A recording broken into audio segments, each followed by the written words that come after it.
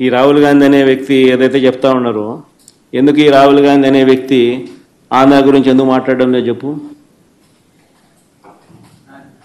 చంద్రబాబు నాయుడుతో హాట్ లైన్లో టచ్లో ఉన్నాడు కాబట్టి మాట్లాడడం. ఎందుకు Andhra incharge national spokesperson మనిషోడు మాణిక్యం ఠాకూరా అడేపొద్దన్న చంద్రబాబు నాయుడు గురించి మాట్లాడినాడా? ఏపొద్దన్న ప్రజాస్వామ్యాన్నిలో ఇంత కూని చేస్తా అంటే ఏమైనా క్వశ్చన్ చేసినాడా? చంద్రబాబు నాయుడు ఇన్ని స్కాములు చేస్తున్నాడు, కంటి ముందర కనపడుతుంది. యా వీధికి పోయినా బెల్ట్ షాప్ కనపడుతుంది, యా పక్కకు తిరిగినా పర్మిట్ రూమ్ కనిపిస్తుంది. ఎంఆర్పి రేట్ల కన్నా ఎక్కువ రేటుకి అమ్ముతున్నారు. యా రోజైనా మాట్లాడినాడా? మన గురించి నా గురించి మాట్లాడతాడు. ఎందుకు చంద్రబాబు నాయుడు గురించి ఎందుకు మాట్లాడు? కారణం hot line. Chandrababu Revanth Congress high command, అంతే కదా.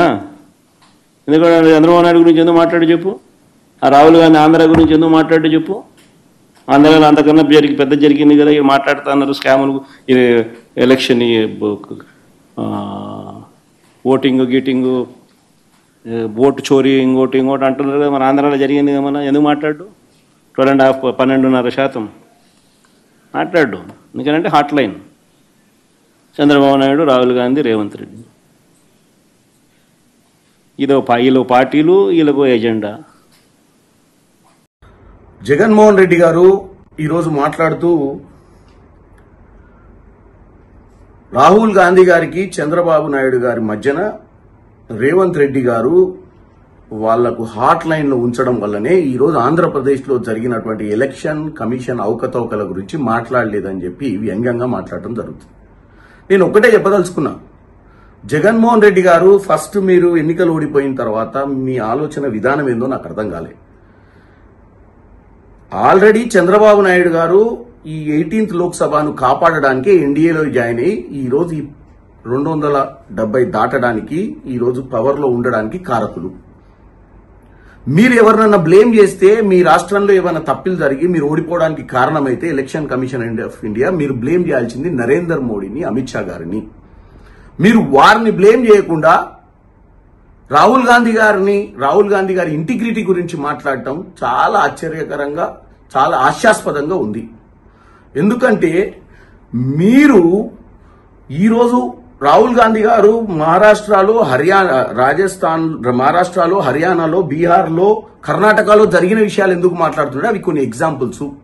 ఎలక్షన్ కమిషన్ ఆఫ్ ఇండియా తీసుకునేటువంటి నిర్ణయాలు చాలా దౌర్భాగ్యం అని, ఈ డెమోక్రసీకి అని వారు చెప్తున్నప్పుడు మీరు కూడా రాహుల్ గాంధీ గారికి మద్దతు ఇచ్చి రేపు విజయవాడలో జరుగుతున్నటువంటి ధర్నాలో పాల్గొనాల్సిన అవసరం ఉంది.